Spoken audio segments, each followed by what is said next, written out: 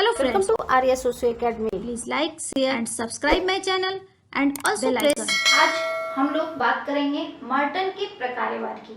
इसके पहले वीडियो में हम लोगों ने स्पेंसर के, दुर्खीम के, ब्राउन के और मेलिनोवस्की के प्रकारवाद को देखा, लेकिन मर्टन का प्रकारवाद कुछ सबसे अलग है। इन लोगों के जो अध्ययन थे, जो पिछले वीडियो में हम लोगों ने जो अध्ययन देखा, प्रकारवाद की अवधारणा जो देखी विभिन्न समाजशास्त्रियों के अनुसार, इसमें मर्टन कुछ न कुछ कमी निकालते हैं, कुछ कमियों को वो उजागर करते हैं और उसको संशोधित करके एक पूर्ण रूप से एक अच्छे तरीके से प्रकारवाद की अवधारणा का विकास करते हैं। तो यहाँ अब हम लोग मर्टन के प्रकारवाद को देखेंगे, जो कि परीक्षा की दृष्टि से बहुत ही इम्पोर्टेंट है। वेरी वेरी इम्पोर्टेंट आज का यह टॉपिक है। इससे निश्चित आपको एक दो प्रश्न रहने ही हैं। किसी भी तरह के एग्जाम हो, चाहे नेट हो, पीजीटी हो, हायर हो, आपके जीडीसी का हो, जीआईसी का हो या आपके पीसीएस का हो, किसी भी तरह के एग्जामिनेशन के लिए मर्टन का यह प्रकारवाद बहुत इंपॉर्टेंट है। तो चलिए अब देखते हैं मर्टन का प्रकारवाद।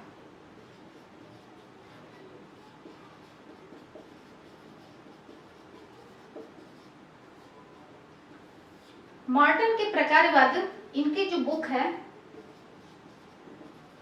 Social theory and social structure,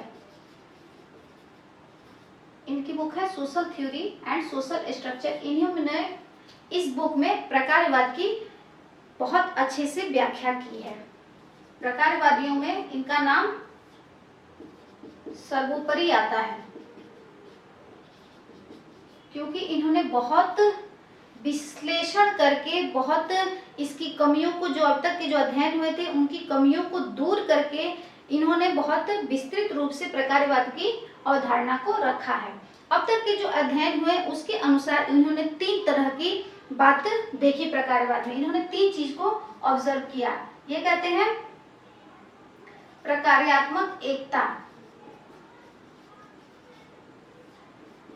हम लोगों ने देखा था पिछले वीडियो में, प्रकार्यात्मक एकता की बात कौन करता है? ब्राउन महोदय कहते हैं। वह कहते हैं कि जो विभिन्न अंग हैं वो एक दूसरे से मिलके समाज का जो समाज को चलाने के लिए, समाज को जीवित रखने के लिए जो अपना योगदान देते हैं, तो जिसे ये प्रकार्यात्मक एकता कहते हैं। तो ये मर्टन महोदय इसका नाम प्रकार्यात्मक एकता देते हैं। जैसे इसे एग्जाम्पल में हम धर्म को ले लेते हैं, ये क्या है? धर्म एकता का कार्य करता है। दुर्खीम महोदय ने भी इसे बताया था। दूसरा ये कहते हैं सार्वभौमिक प्रकारवाद।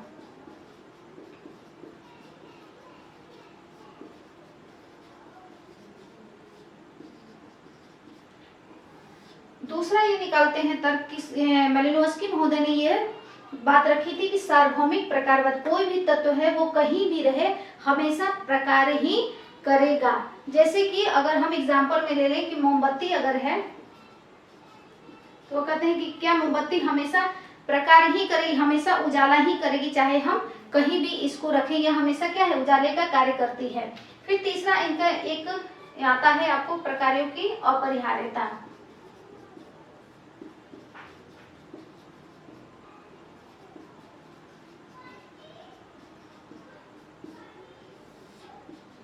मतलब कि कोई अंग या कोई इकाई निश्चित रूप से वो क्या है, प्रकार ही करेगी। निश्चित रूप से, जैसे व्यक्ति हो गया या कोई भी संस्कृति का, कल्चर का कोई एक अंग हो गया, वो क्या है, निश्चित रूप से प्रकार करेगी। तो इस तरह से इन्होंने कहा, लेकिन इन तीनों की इन्होंने आलोचना की। वो कहते हैं कि नहीं, ये सही नहीं है, प्रकार्यात्मक एकता है। अगर ये कहते हैं कि समाज में क्या है, प्रकार्यात्मक एकता होती है, समाज के जो अंग हैं मिलजुल कर कार्य करते हैं और समाज की व्यवस्था बनाए रखते हैं, समाज को जीवित रखते हैं। लेकिन ये कहते हैं कि क्या धर्म हमेशा एकता का कार्य करता है? नहीं, यह कभी कभी उन्माद भी करता है। तो अर्थात एकता, कभी कभी इनमें एकता भी नहीं होती है। सार्वभौमिक प्रकारवाद कहते हैं कि यही मोमबत्ती अगर जलती है, सबको रोशनी करती है, यह सर्वविदित है, लेकिन फिर कभी कभी अगर ये मोमबत्ती बिस्तर पे गिर जाए, अगर यह कहीं दूसरी जगह गिर जाए तो क्या है, आग लगाने का भी काम करती है। तो यह क्या है, कोई भी तत्व ऐसा नहीं है जो सार्वभौमिक प्रकारवाद हो मर्टन के अनुसार। फिर ये कहते हैं प्रकारों की अपरिहार्यता। ये दोनों मेलिनोवस्की का है, मेलिनोवस्की की अवधारणा है, और यह अवधारणा ब्राउन महोदय की है। अध्ययन में इन्होंने इसकी आलोचना की। प्रकारों की अपरिहार्यता, ये कहते हैं कि कल्चर, इन्होंने कल्चर को लिया था, कहा था कि संस्कृति का कोई भी तत्व बेकार नहीं होता, वो हमेशा कोई ना कोई कार्य अवश्य करता है जिससे मानव की आवश्यकता की पूर्ति होती है। तो इसे कहते हैं कि यह ऐसा नहीं है, बहुत से ऐसे तत्व हैं जो कार्य न करके कभी कभी वो दुष्प्रकार्य भी करते हैं। तो इस तरह से इनकी आलोचना की, किसने, मॉर्टन महोदय ने इनकी आलोचना की और इन्होंने 11 पैराडाइम, 11 आइटम्स का, 11 मद उन्होंने दिए, 11 आइटम्स का उन्होंने पैराडाइम बनाया, पैराडाइम बनाया। ये तीनों को नकारते हैं, कहते हैं कि नहीं, इसमें कुछ संशोधन की जरूरत है। प्रकारवाद को समझने के लिए उन्होंने 11 आइटम की बात की और 11 आइटम का एक व्यवस्थित पैराडाइम बनाया कि कैसे हम प्रकारवाद को समझेंगे, जिसमें मुख्य रूप से 4 चीजें इंपॉर्टेंट है हम लोगों को जानने के लिए, जिसमें हम लोगों को 4 चीजें जानना आवश्यक है और 4 चीजें ही मुख्य हैं। पहला आता है इनका प्रकार एवं उद्देश्य।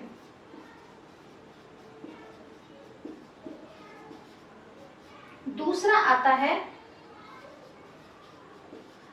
प्रकार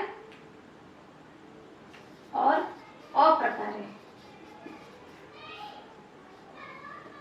तीसरा आता है प्रकट और अप्रकट प्रकार्य। और चौथा ये बात करते हैं प्रकार्यात्मक विकल्प की। 4 मुख्य रूप से ये अवधारणाएं मॉर्टन महोदय की बहुत ही फेमस है, बहुत ही पॉपुलर है और खासकर इम्पोर्टेंट भी है, जो कि हम लोगों को प्रकारवाद के अध्ययन के लिए जरूरी है। 4 अवधारणाएं जो ये देते हैं, प्रकार एवं उद्देश्य, प्रकार्य और अप्रकार्य, प्रकट प्रकार और अप्रकट प्रकार और प्रकार्यात्मक विकल्प। ये 4 तरह के हम लोगों को जानना इम्पोर्टेंट है, जिसकी हम लोग अभी यहाँ लाइन बाय लाइन इसको हम लोग देख लेते हैं। प्रकार और उद्देश्य में मॉर्टन महोदय कहते हैं कि जब हम किसी भी चीज का अध्ययन करना चाहते हैं, किसी भी वस्तु का, किसी भी इकाई का, किसी भी मद का, जिसका हम अध्ययन करना चाहते हैं, जिसका हम प्रकार जानना चाहते हैं, उसका पहले हमें यह जानना होगा कि उसका उद्देश्य क्या है। पहले तो हम आइटम सिलेक्ट कर लें कि जैसे हमें जानना है विवाह के बारे में या परिवार के बारे में या बेरोजगारी के बारे में। तो इस तरह से कोई भी चीज के बारे में पहले तो हम यह निश्चित कर ले कि हमें किसके बारे में अध्ययन करना है, उसके बाद से हमें किसका प्रकार को जानना है और उसके बाद से हमें उसके उद्देश्यों को जानना है कि आखिर हम यह क्यों जानना चाहते हैं, हमारा उद्देश्य क्या है कि यह इसका प्रकार के बारे में हम क्यों जानना चाहते हैं, इसकी बात ये करते हैं। तो अर्थात सबसे पहला यह कहते हैं कि प्रकार को और प्रकार का उद्देश्य हमें जानना चाहिए। प्रकारवाद के में पहला इनकी बात होती है। दूसरा ये करते हैं प्रकार और अप्रकार। दूसरा इनका पॉइंट आता है प्रकार और अप्रकार। ये क्या कहते हैं, प्रकार वैसा कार्य जो समाज में अनुकूलन और व्यवस्था लाता है, तो वो क्या है, प्रकार के रूप में आता है। वे अलौकिक परिणाम जो दिखते हैं, जो सामाजिक व्यवस्था में अनुकूलन और सामंजस्य को बढ़ाते हैं, तो ये क्या है, प्रकार कहे जाते हैं। जैसे संयुक्त परिवार में क्या होता है, भूमि के टुकड़े नहीं होते हैं, भूमि के टुकड़े नहीं होते हैं। बुजुर्गों की सेवा हो जाती है, उनकी सुरक्षा हो जाती है, बुजुर्गों की सुरक्षा होती है। बच्चों का पालन पोषण सही से हो जाता है।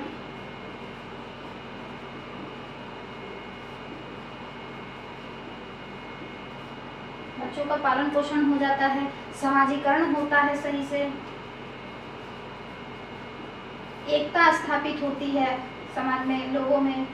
तो ये क्या है, समाज, ये क्या है, संयुक्त परिवार अगर एग्जाम्पल मिले तो संयुक्त परिवार के इतने जो कार्य हैं वो क्या है, प्रकार हैं, क्योंकि समाज की जो व्यवस्था है उसमें अनुकूलन का काम कर रहे हैं, उसके सामंजस्य को बढ़ा रहे हैं। वही कहते हैं कि कुछ परिणाम ऐसे होते हैं, कुछ कार्य ऐसे होते हैं जो समाज की व्यवस्था के अनुकूलन को कम करते हैं या उसे नहीं करते, वे अवलोकित परिणाम जो समाज की व्यवस्था के अनुकूलन या सामंजस्य को कम करते हैं। अब यहाँ क्या है, अब यहाँ संयुक्त परिवार के एग्जाम्पल में देखें तो ये क्या होता है, यहाँ कलह होता है, तनाव होता है, निकम्मों की फौज इकट्ठी हो जाती है, जो नहीं करता है वो भी बैठ के खाता है। तो इस तरह से क्या हो जाता है कि यह क्या है, इसका अकार्य है, दुष्प्रकार है, डिसफंक्शन है।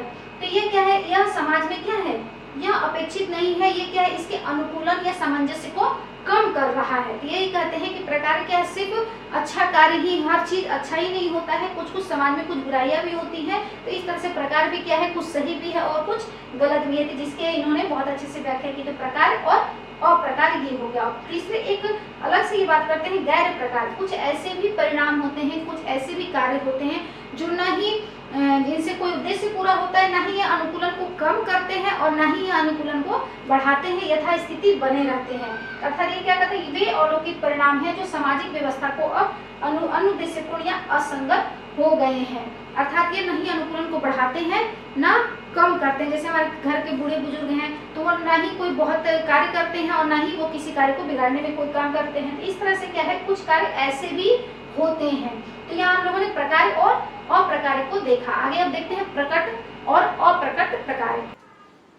प्रकार और अप्रकार के बाद से अब हम लोग यहाँ बात करेंगे प्रकट और अप्रकट प्रकार की।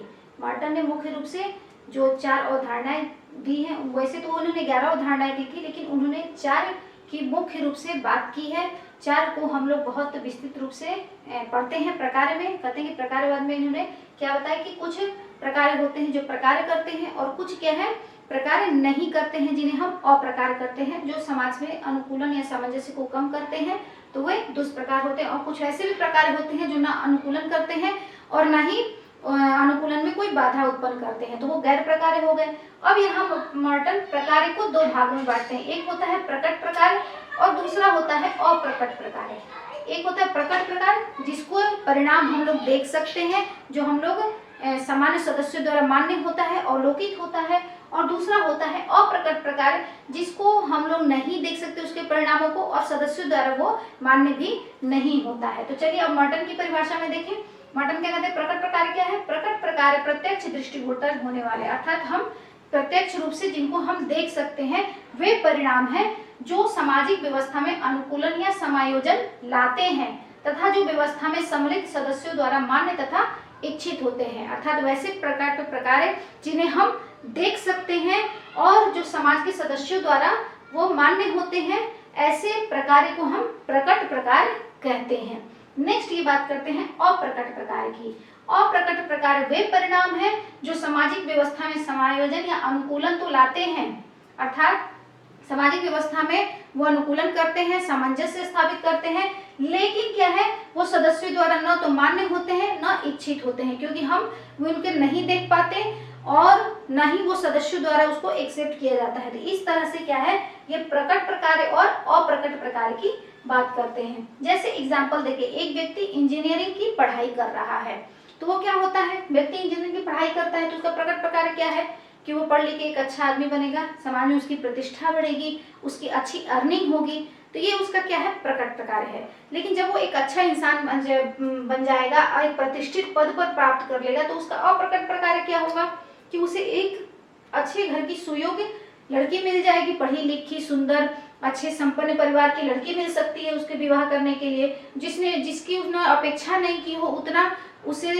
गिफ्ट मिल सकता है, उसे वधु पक्ष की तरफ से दहेज के रूप में उसे बहुत सारी चीजें मिल सकती हैं। तो ये क्या है, ये अप्रकट प्रकार है जो प्रकट नहीं होता है और सदस्यों द्वारा मान्य और इच्छित भी नहीं होता है। नेक्स्ट होता है एग्जाम्पल अगर देखें, होपी जनजाति का अध्ययन। होपी जनजाति के लोग क्या करते हैं, वर्षा लाने के लिए सारे लोग एक साथ इकट्ठे होकर नृत्य करते हैं, आग जलाते हैं और आग से धुआं उत्पन्न करते हैं और वहां नृत्य करते हैं। तो इनका मुख्य प्रकट प्रकार क्या है कि जिस तरह से ये आग जला के धुआं कर रहे हैं तो ये बादलों के रूप में ऊपर जाएगा और बारिश होगी, तो ये इनका प्रकट प्रकार है। और अप्रकट प्रकार यहाँ क्या है कि बारिश नहीं होने के कारण लोग वहाँ जो इकट्ठे हुए हैं आपस के सुख दुख को वो एक दूसरे से बांटेंगे, उनका उनकी सोसाइटी में उनकी जनजाति में एकता आएगी। तो ये क्या है, यह एक अप्रकट प्रकार है जो नहीं दिखता है, लेकिन वो क्या है, लेकिन वो क्या है, सामाजिक जो व्यवस्था है, सामाजिक जो अनुकूलन है उसको बनाने में हेल्प करता है, लेकिन उसके सदस्यों द्वारा यह मान्य नहीं होता है और इच्छित नहीं होता है। इस तरह से यह प्रकट और अप्रकट प्रकार है। एक एग्जांपल और देखें, अगर वेबलिन महोदय कहते हैं कि हम जब कोई भी चीज महंगी वस्तुएं खरीदते हैं, कोई कॉस्टली चीज खरीदते हैं, तो उसका प्रकट प्रकार क्या है कि वो वस्तु अच्छी होगी, खूबसूरत होगी, तभी तो वो कीमती है।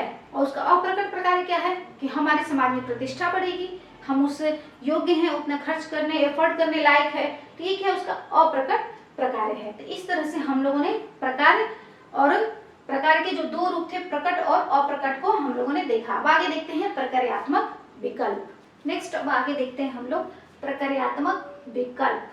प्रकार्यात्मक विकल्प क्या होता है, फंक्शनल अल्टरनेटिव्स की अवधारणा देते हैं मार्टन। कहते हैं कि व्यवस्था की कोई भी प्रक्रिया केवल एक मत द्वारा पूरी हो यह अनिवार्य नहीं है। कोई भी व्यवस्था के, सामाजिक व्यवस्था को बनाए रखने के लिए कोई जरूरी नहीं है कि सिर्फ एक ही आइटम या कोई एक ही इकाई उस कार्य को पूरा करे, बल्कि प्रकार्यों को करने के लिए कई अन्य वैकल्पिक मत भी होते हैं। किसी भी प्रक्रिया को करने के लिए अगर जिस इकाई का हम चुनाव करते हैं तो जरूरी नहीं है कि वो इकाई सिर्फ वही कार्य करेगी, उसके हमारे सामने कई सारे विकल्प भी मौजूद होते हैं। जैसे किसी व्यक्ति का ईश्वर में विश्वास है, अगर किसी व्यक्ति का ईश्वर में विश्वास है तो हिंदू धर्म को भी अपना सकता है, इस्लाम को भी मान सकता है, ईसाई को भी मान सकता है, किसी भी धर्म को मानकर अपनी आवश्यकता की वो पूर्ति कर सकता है। तो इसी तरह से जैसे मान लीजिए हमें कृषि की शिक्षा लेनी है, कृषि के बारे में हमें जानकारी करना है, तो कोई जरूरी नहीं है कि हमें सिर्फ किसान के पास जाएं या उनके साथ रहें तभी हमें उसका ज्ञान होगा। हम टीवी के माध्यम से, इंटरनेट के माध्यम से इत्यादि कई सारे विकल्प होते हैं जिससे हम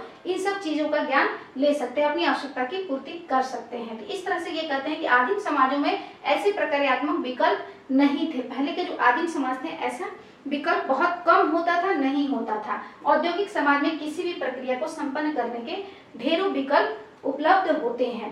तो इस तरह से मार्टन महोदय ने प्रकारवाद में संशोधन करके प्रकारवाद की एक विस्तृत व्याख्या की, जिसमें उन्होंने प्रकार और उद्देश्य की बात की, उसमें प्रकार और दुष्प्रकार की बात की, और उन्होंने प्रकार के साथ साथ प्रकार के प्रकट और अप्रकट प्रकार की बात की, और साथ ही साथ उन्होंने प्रकार्यात्मक विकल्प की भी अवधारणा दी। उन्होंने कहा कि प्रकार क्या है, सिर्फ किसी व्यवस्था की किसी आवश्यकता की पूर्ति के लिए, उसको जीवित रहने के लिए सभी चीजें सिर्फ योगदान ही नहीं देती, कभी कभी उसके अनुकूलन को कम भी करती हैं। कभी कभी कुछ ऐसे योगदान होते हैं जिन्हें हम देख नहीं सकते, कुछ योगदान जो कुछ प्रक्रियाएं हैं उनके जगह पे दूसरे इकाई, दूसरे अंग भी उस प्रक्रिया को कर सकते हैं। तो इस तरह से उन्होंने पूर्ण रूप से मिला जुला के प्रकारवाद की एक अच्छी विशद विश्लेषण इन्होंने किया है। तो यहाँ हम लोगों ने मार्टन के प्रकारवाद को देख लिया। आई थिंक अब आप लोगों को प्रकारवाद से संबंधित कोई भी समस्या नहीं होगी। अगर कोई समस्या होती है तो आप कमेंट बॉक्स में लिख सकते हैं। यहाँ आप लोग बहुत अच्छे से समझ गए होंगे कि प्रकारवाद क्या है। तो आई थिंक आप लोग को लिए यह टॉपिक क्लियर हो गया होगा। और जिन्होंने अभी तक मेरे चैनल को सब्सक्राइब नहीं किया है तो प्लीज़ वो सब्सक्राइब करें, लाइक और शेयर करना ना भूलें। थैंक यू, धन्यवाद। Please like, share and subscribe my channel and also press bell icon.